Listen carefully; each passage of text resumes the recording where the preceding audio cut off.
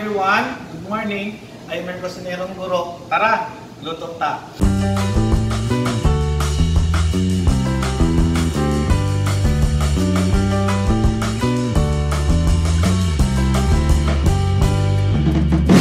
So today, we will be baking a chocolate crinkles. But before anything else, before we will bake, we have to make sure na we will be hygienic. Like our hands should be clean.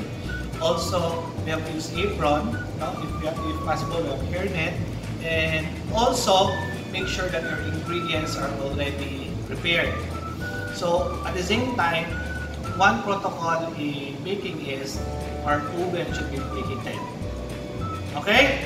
So now, I will introduce to you now the ingredients for the chocolate crinkles. So we have here our 4 whole eggs. And then we have our 2 cups of all-purpose flour. Shifted, ibig sabihin, ilangan sa pansala. Third, we have our 2 cups of sugar. It's a mixture of white and brown sugar. We have our 1 cup of cacao powder. We have our 1/2 cup of confectioner sugar. We have our 1/2 cup of oil. We have our 1/2 teaspoon of salt. Kung makita niyo, baka marami masyado, we will be using a measuring spoon later. And we have our 1/2 teaspoon also of baking powder.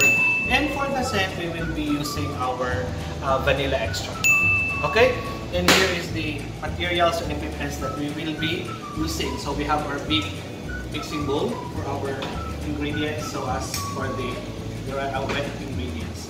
So to start, protocol natin sa baking, we have to make sure we have to combine first all the dry ingredients and the wet ingredients. So if you look at this one, this is our dry ingredients. Our flour, our sugar, our cacao powder, our baking powder, and then our salt and baking powder, no?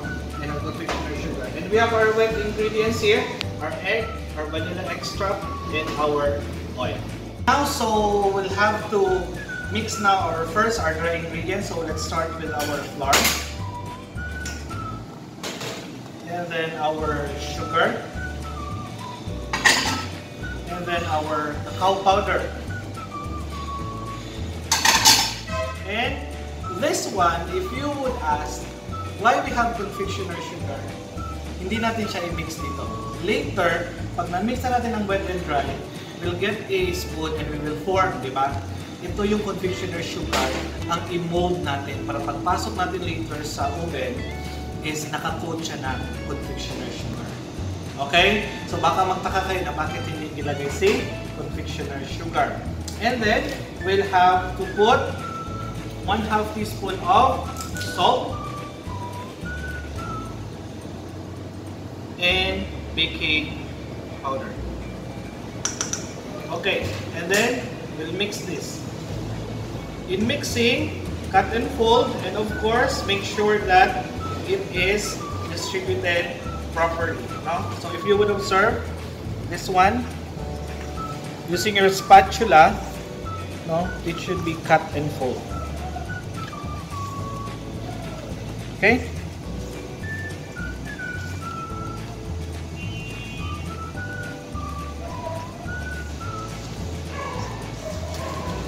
Okay? If you look at that one, they have already one face. And then you settle that one for a while. Then let's go now for our wet ingredients. Let's start with the 4 whole eggs.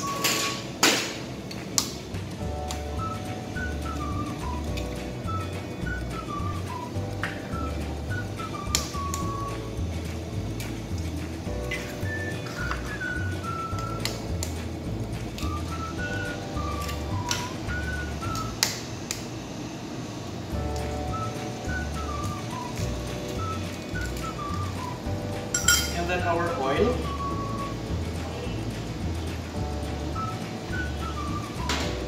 And we'll put now our vanilla extract. Okay?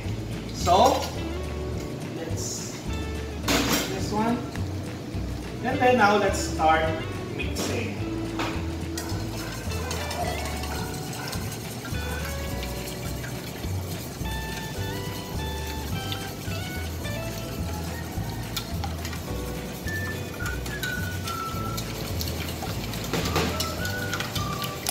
Okay, since they have one phase already, let's start now mixing our wet ingredients and our dry ingredients.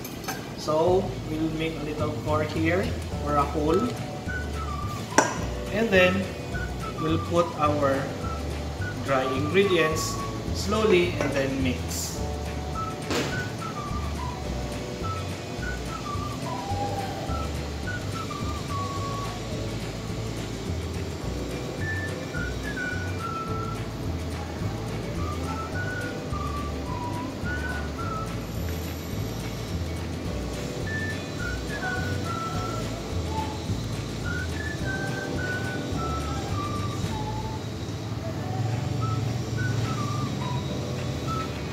Okay, and you put the last batch of this wet ingredients.